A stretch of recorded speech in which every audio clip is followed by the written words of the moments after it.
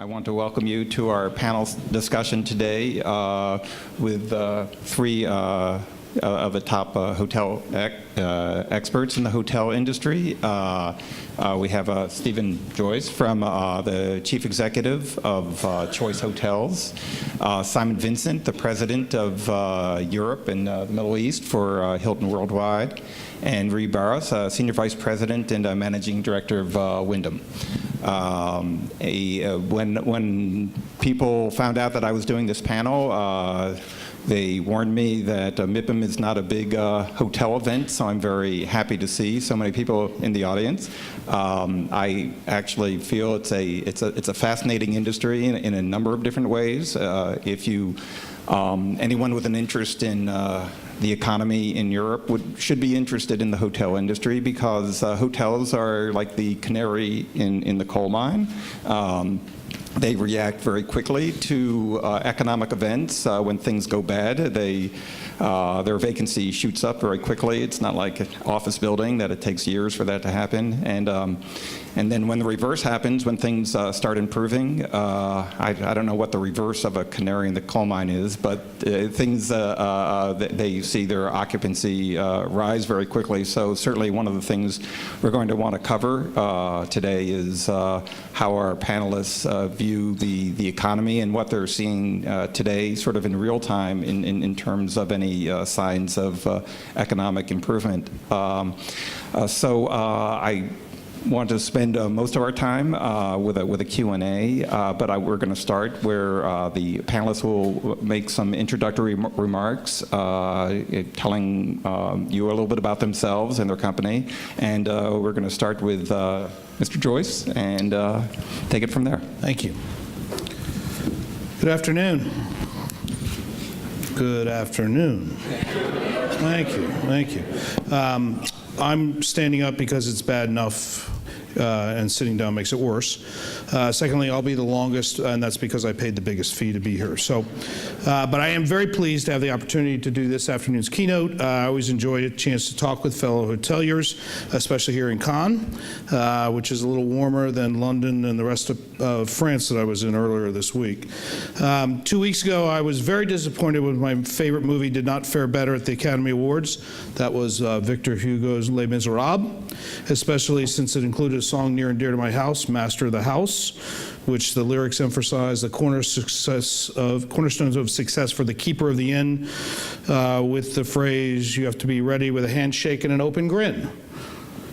Okay, I didn't think that was going to work either. All right, so I told them it would not play in Europe, but whatever. These days, though, maintaining competitive success in the hotel business has become increasingly more of a complex proposition.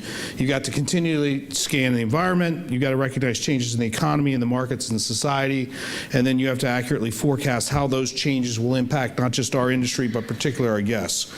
So what do we know about the current environment? On the industry side of the equation, we know that slow but steady economic growth is encouraging travel, and capital is beginning to loosen up, facilitating a likely expansion in hotel inventory over time. At the same time, land use policies and limited availability of space, particularly in urban markets, are heightening the importance of conversions and mixed-use buildings. What we know about our guests is that they have huge scars left over from the Great Recession, and fears of a double or even triple dip in GDP have prompted guests, leisure and business alike, to think twice about how and where they spend their money. They've been forced to prioritize, to think about what they really care about, trading off luxury that they no longer find critical while demanding the things that do matter to them. And our market segments have become increasingly fragmented. It's no longer a case of simply distinguishing business from leisure or defining them by income. There's a myriad of factors, including age, occupation, and culture, that force us to take a much more granular perspective on our target markets. And of course, tastes and preferences continually change. The same baby boomers who might have been happy to backpack across Europe 40 years ago today expect soundproof rooms and a flat screen television, and they want to be recognized at the front desk when they arrive in English. On the other hand, today's youth, the millennials, will book their room on their iPad, might sleep forward to a room, and let's not forget they want to know where we buy our products, what we're doing to protect the environment, and how we're making a difference in our local communities. And of course, all of us want free Wi-Fi everywhere. Actually, Wi-Fi that works as opposed to the hotels we're in. And don't get me started on the social media. This is not an aspect of our business, from bookings to ratings to development to marketing to staffing, that has not been significantly impacted by social media, for better or for worse. And it's a constantly moving target, one that you can't possibly get ahead of, but simply rather hope to stay abreast of and leverage effectively. And even though we're all working hard on this and putting a lot of money in, I have yet to see anyone who can remotely suggest any real return on those investments in social media. I'm sure it's coming, but it hasn't yet.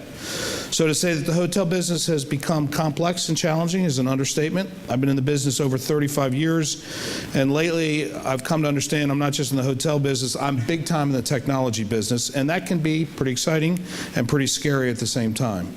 Every market, including Europe, Asia, and the United States, has its own market dynamics, but one thing is universal: the way we are remaking and revitalizing our industry in response to nothing less than revolutionary changes in technology and consumer preferences.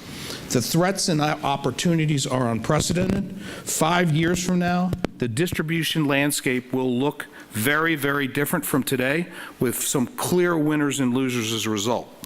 So let's talk a little bit about the three major markets. Europe is still the largest regional travel market, but in the midst of austerity and high unemployment, the industry is taking it on the chin. After the global recession, looking at Europe today is a bit like watching a rerun of a bad movie in the United States. You know, while 2012 was better, 2013 here has started off sluggishly for most markets. We're assuming and hoping that it will pick up, but I think there's a lot to be proven yet this year. How much are travelers actually spending? You know, a few high rollers that, like Bernard Arnault and follow his brands, might be spending significantly, but that clearly distorts the picture. A survey of travel patterns in France, Germany, and the UK found that 1/3 of European travelers spend less than €1,000 a year on travel. That's reflected in generally flat RevPAR, with hotels leery of raising rates in the face of soft demand. Travelers are spending, but they're doing it very carefully. The break away from home and work, the chance to experience a different climate, culture, or lifestyle is still very important to folks on both sides of the pond, but they continue to compromise. They'll take shorter trips. Stays of 3 nights or less make up a much larger proportion of trips today than they did 3 years ago. Some trade away location, and they'll trade away perks for price. And be clear, the guests are put in a position to having to compromise to make trade-offs, but when they arrive at the property, they have higher expectations that we deliver on our end than ever. It would be easy to look at the economic picture and become discouraged, but there's a reason the Chinese alphabet uses the same character for crisis that it does for opportunity. Even in the midst of an economic downturn, there are still many opportunities. When guests are clearly focused on their top priorities, that presents an opportunity to identify the 2 or 3 things that matter most to them, that target segment, and concentrate on getting them right for that guest will result in success. For Choice Hotels, unlike many of the other brands who are talking a lot about Asia, we see big opportunity in Europe, with the fragmented European hotel landscape consolidating. European hotels has historically been unbranded. That trend is changing. Competing in e-commerce, social media, loyalty rewards, and broader distribution to drive traffic to your hotel is expensive, labor-intensive, and it used to be that the advent of the internet was a huge advantage to the independent hotelier because they could get to the customer and the customer could get to them. Now, with the advent of mobile and the 50 different devices the customers are going to book, it is hard for an independent hotel to be in all those devices. Affiliating with a brand company allows operators to focus on the day-to-day challenge of running their hotel while capitalizing on the many benefits afforded by a recognizable brand and robust distribution platform and the investment in that platform. With limited real estate, the pace of conversion to chain affiliation is picking up, and Choice believes it's a big opportunity for us, amongst others. Where other brand companies are more rigid in their brand requirements, Choice's flexibility allows for the individuality that defines and distinguishes European hotels. It's a strategic choice that we have made, granted with some trade-offs, but we believe one that's serving us well. When some chains look at a property with only 50, 60 room with 4 room types and an elevator that fits 1 guest in a suitcase, suitcase. They see big problems, we see opportunity. Converting smaller hotels of all shapes and sizes in a network, that's what we do at Choice, but you can't do it by taking a cookie cutter and trying to make every hotel in France look like a clone of a hotel in Ohio. So, well, many have tried. So while many of the major international companies are focused on Asia, Choice loves Europe. For one, it's much closer. The food is better. And it actually suits our service as well because it is primarily conversion oriented.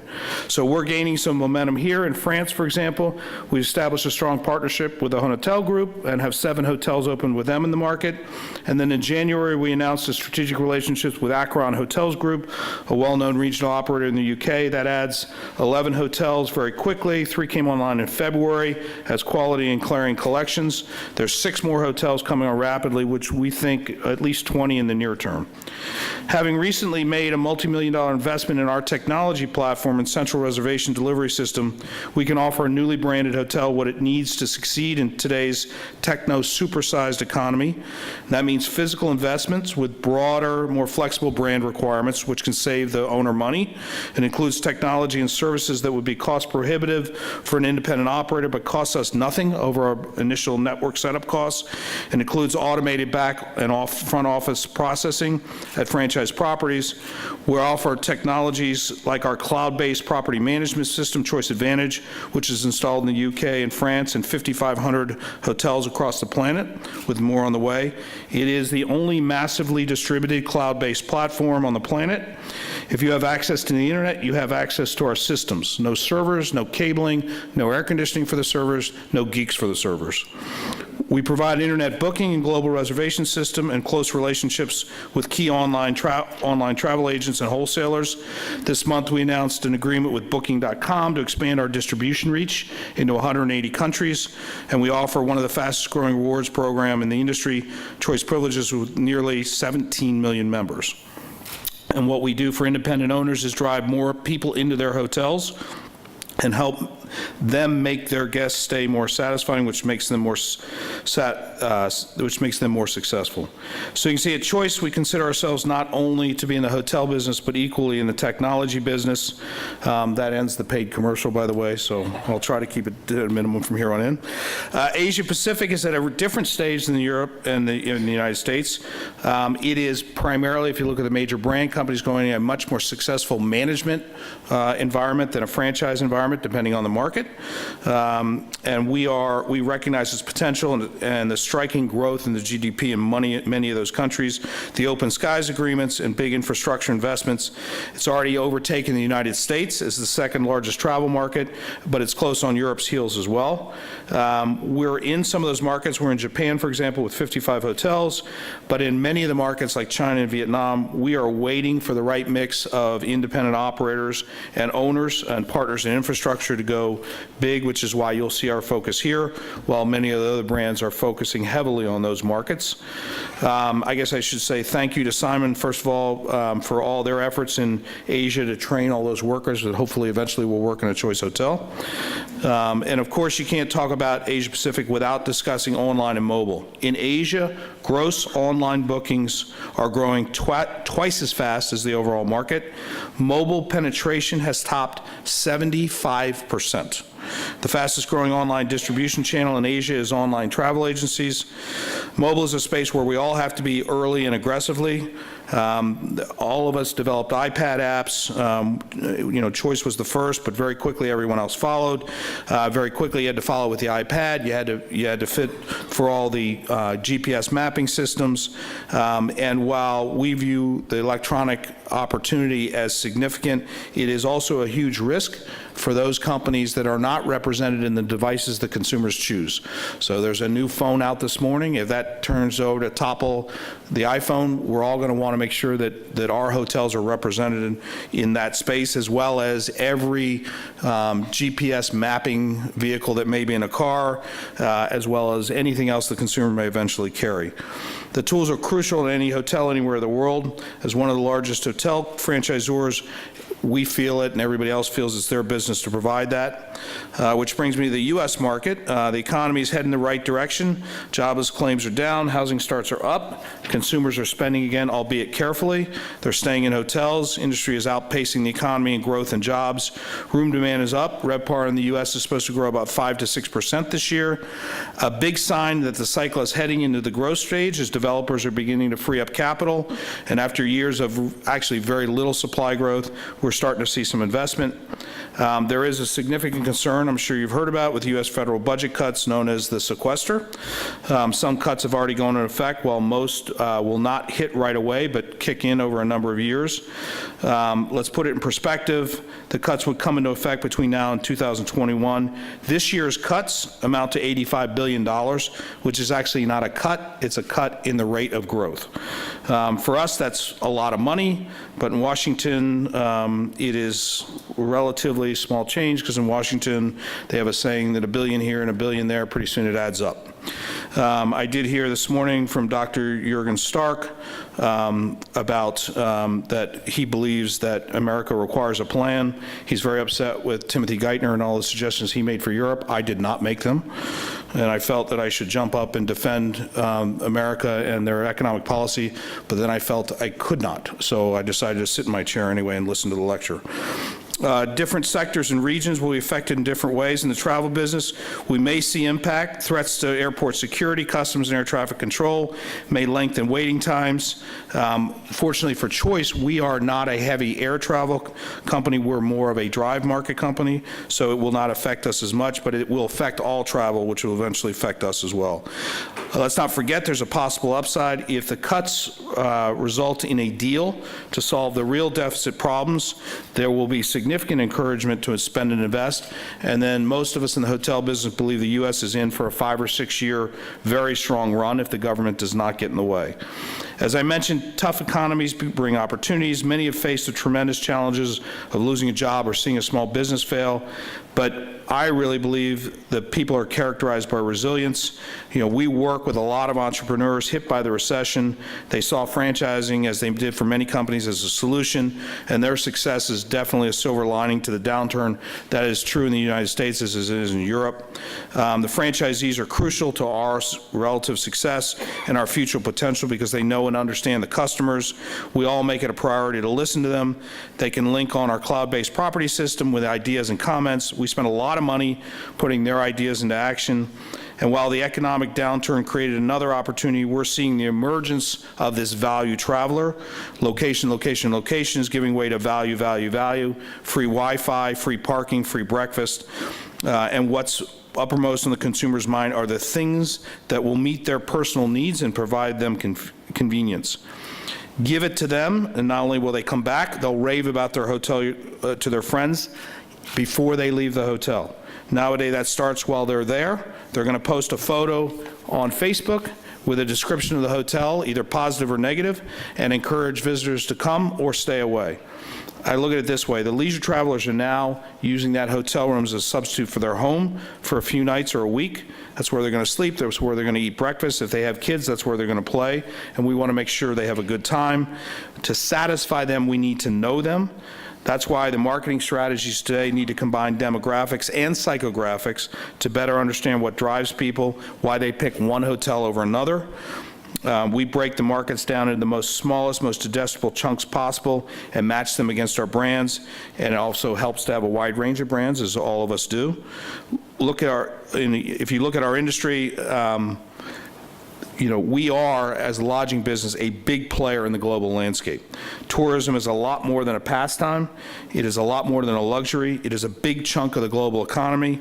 The hotel industry drives tens of billions of dollars of investment and millions of jobs.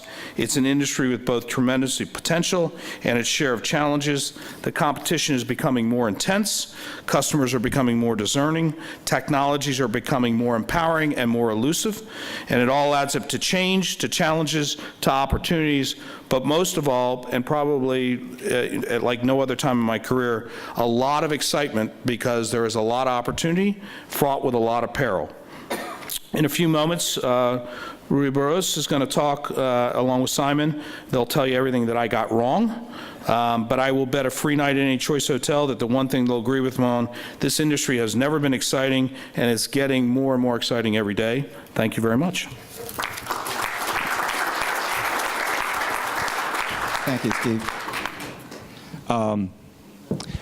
Simon, why don't you just give us a very brief introduction of who you are and how you fit into the great scheme of things. And also, it would probably be helpful, I mean, it certainly was helpful for me when we spoke on the phone, for you to just give a brief history of Hilton and how the company has evolved. Okay, well, I'm Simon Vincent. I'm president of Hilton Worldwide for Europe, Middle East and Africa. The Hilton Worldwide Group operates about 4,000 hotels worldwide in 90 countries. We have 10 brands, right the way from budget through to our luxury brands. A lot of our growth is internationally, outside of Americas, and that is born out of the history of Hilton Worldwide, which up until 2006 and since the 1960s was essentially run as two separate companies. Hilton Hotels Corporation, quoted on the New York Stock Exchange, owned in part by the Hilton family, and Hilton International, which historically was traded on the London Stock Exchange, owned by Ladbrokes Group. It was only when those two groups came together as part of a significant transaction at the end of 2006 that we started to expand all of the brands internationally. Up until that point, only Hilton and the Conrad brand had really been represented internationally, and that's what lies behind a lot of our growth. If you look at our pipeline today, we have 4,000 operating hotels. We have a further 1,000 in our pipeline that are due to open over the course of the next 3 years. Much of that growth is in the international arena. If you go back 5 years, 15% of our pipeline would have been international. Today, well over 50% of our pipeline is now in the international arena, and we're growing into not only the Asian markets, but in Europe, in Africa, and in the Middle East. So significant growth opportunity for us within Hilton, and in reality that also reflects the fundamentals in the business, where there is an imbalance between supply and demand in a lot of the international markets. There is a lack of good quality international hotel brands in a lot of markets, particularly the emerging markets in Africa, in the Middle East, in Eastern Europe in particular. So that's what's fueling our growth, and that's where we see the major opportunity. Oh, and could you just mention a little bit about your ownership? You're owned by Blackstone, correct? Yeah. So Blackstone bought the combined entity of Hilton Hotels Corporation and Hilton International in 2007. A significant private equity transaction, and they've been significant investors in both property, real estate, and hotels. And hotels are becoming an increasingly significant proportion of their portfolio, and Hilton Worldwide is their single largest investment. And it's widely expected that Blackstone will eventually take Hilton public. If you want to make some news today, you could discuss those plans if you like. I don't think Chris Nassetta would give me any credit for making any comment about that. I mean, look, the business model of Blackstone is the business model, and they'll decide what they do with the investment in due course, I'm sure. Okay, thank you. Rui, why don't you give us a little bit of your background and Wyndham, and as well as its expansion efforts. Yeah, happy to. And by the way, you didn't get anything wrong. Thank you. The only thing I would have suggested is burst out into song when we're referencing Les Miserables. So I'm not going to. Yeah. Good afternoon, everybody. My name is Roy Barros, also known as Rui Barros for those who are Portuguese in the room. Tell you a little bit about the company. So Wyndham Hotel Group is one of the businesses we're in, but the company is Wyndham Worldwide, and we're actually represented in 3 different disciplines. Wyndham Vacation Ownership, which is one of our business units. That's our vacation ownership business. It's the largest vacation ownership business in the world. Wyndham Exchange and Rentals, which is our timeshare exchange business. RCI is a part of that. So that is the largest exchange business in the world. And then you've got Wyndham Hotel Group, which I'll expand upon a little bit more. Wyndham Hotel Group is also the largest hotel company in the world as measured by number of hotels. We actually have 73, and it's a moving target because we open roughly 2 properties a day, so we're growing very rapidly. So we're at about 7,300 hotels worldwide, 66 countries. So it's a very, very large organization. But you know what's interesting about Wyndham Hotel Group is that although we're large and the largest, we like to look at our customers and our business as a very regionalized. So meaning we want to be very flexible and want to work with our customers. So that's one of the things I wanted to put out there. 15 brands in our wheelbarrow, which is great. My counterparts have multiple brands as well. I think that's a great thing to have because in a market like the ones we're growing in, it's important that you have various brand options to be able to enter the market, whether that's a 3-star or 4-star or whatever it might be. So that's where we are. We also have a loyalty program, 7 million active members, largest loyalty program based on number of properties. Those are all my disclaimers that I have to put out there. And that's generally it. Just to talk a little bit about our growth strategies, I'm looking after EMEA, Europe, Middle East, and Africa. We too see a lot of growth in Europe, Middle East, and Africa, frankly. Eastern Africa in particular, we're looking to expand into those markets, Ethiopia, Tanzania, Kenya, those areas. But there's a lot of growth potential in Europe even. So Germany is a key market for us that we're focused in on. Recently, 2 weeks ago during the Berlin conference, we announced our partnership with Grand City, where we opened 32 out of the 43 hotels that we signed throughout Germany, and we anticipate to continue to grow there. In EMEA, we represent about 370 hotels right now. We have about 500, nearly 600 in Asia Pacific, and about 100 in Latin America. So the lion's share, as you could tell, of the 7,300 are in North America for the most part. So that's who we are, and you know, I keep it short. I know there's some questions that maybe we can field and talk a little bit more about the business. Yeah, let's continue on talking about growth strategy, because it's, in a way, it sounds a little counterintuitive to be growing in Europe right now.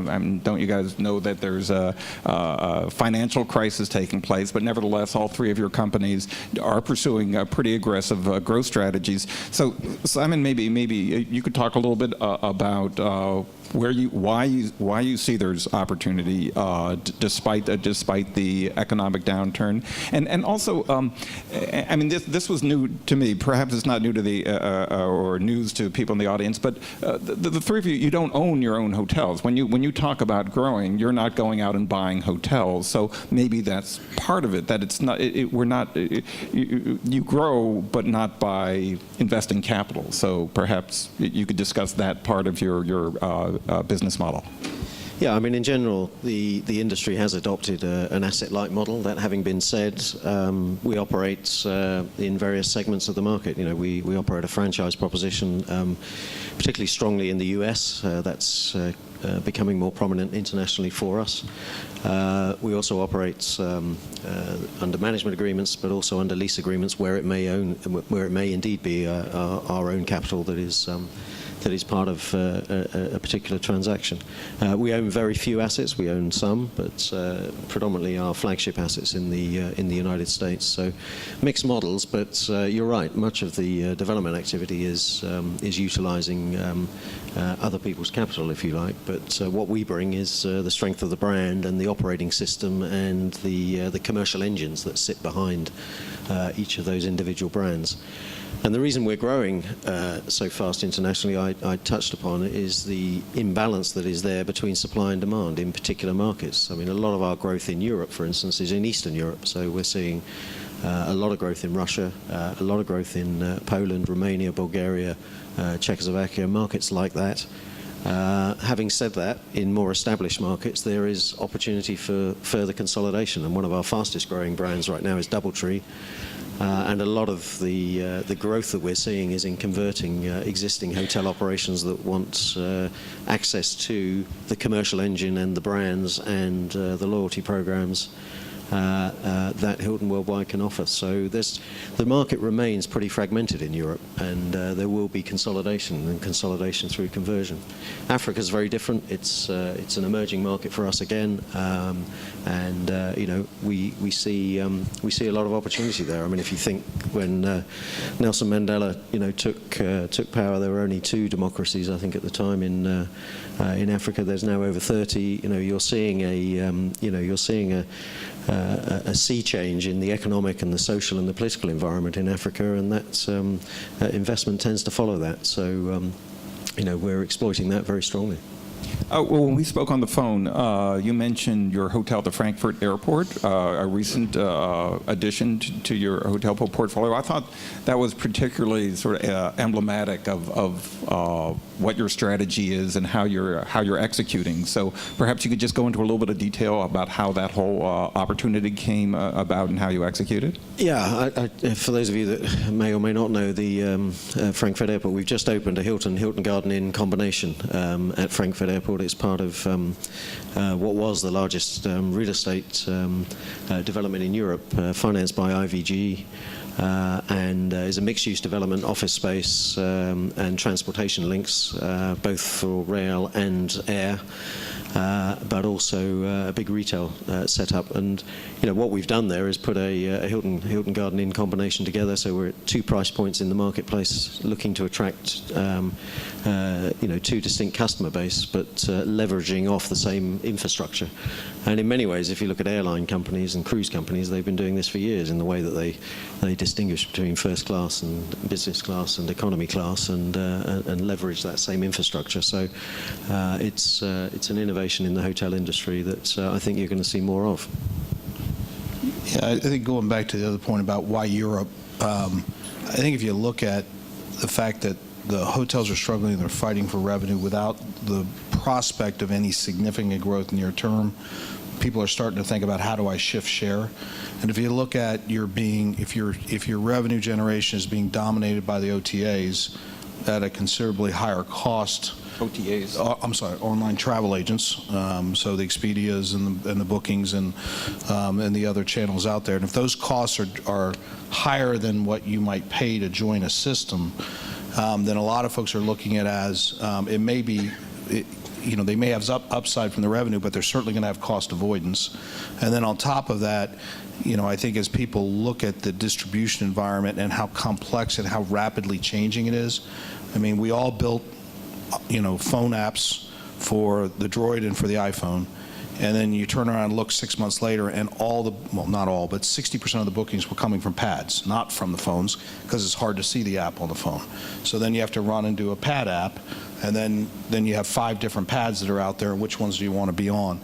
So the reality is the distribution game is driving a reinvestment requirement that's very difficult for an independent hotel to satisfy, or an association that doesn't have real funding ability. And so I think between the need for higher revenues and that distribution environment, I think a lot of independent hoteliers are looking for opportunities to try to retain, you know, a sense of their own property, but at the same time get the benefits of a large brand that has the money to make those investments. All right. Would you agree? Yeah, you know, I actually do. You know, the cost of distribution, I don't know if there's a lot of operators in the room, probably not hotel operators, but it'd probably be interesting to you to understand what the value is that a brand can bring to the table. I think one of the things that you want to take away is when selecting a brand is what value can they bring to you in terms of driving revenue, but then what can they do as it relates to mitigating costs. And Steve's very right. The cost of distribution can be considerable. I mean, you get into you know, these online travel agencies that he was talking about. You start to rack up those fees, and you know, we measure our top line in our business, in the hotel business, with RevPAR, right, revenue per available room, to begin to measure how we're doing. And in some markets, what we're finding is RevPAR is recovering, so you get a rate of growth there. But unfortunately, your GOP is not recovering at the same rate. So what that's, and when you dig into it, obviously there's cost associated with that. There's overhead costs and other variable costs that play into it. But one of the pieces that continues to grow exponentially actually is the cost of distribution. And what a brand can bring to the table, among other things, right? So you got marketing and training and support and brand recognition and all of those things. But I think when you get down to the nitty-gritty and you determine, dollars and cents, the cost of distribution is a big piece. So I agree 110%, and that's one of the things we're really focused on, not just in EMEA, but globally. Wyndham Worldwide in particular is very focused on driving as much business to low-cost distribution channels as we can, because ultimately it's helping both sides, helping your top line and helping your bottom line. I'll go back to why Europe, because I hear that all the time. It's kind of like, well, you're growing. Do you not know that there's financial issues in Europe? Yes, we do, but it's not everywhere, right? Even in the UK, we opened 7 hotels this year. So in the UK, we opened 10 new hotels.